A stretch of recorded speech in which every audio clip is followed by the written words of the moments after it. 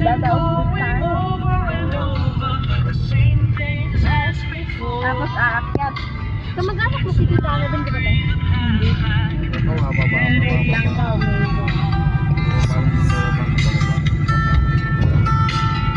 Yung kalsada ang tignan mo. Ay, parang bagyo na to.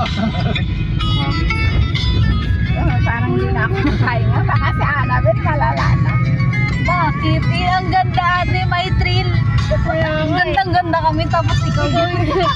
Kami dito na maganda na pa sa pag-picture kasi sabay po akyat yung pababa sa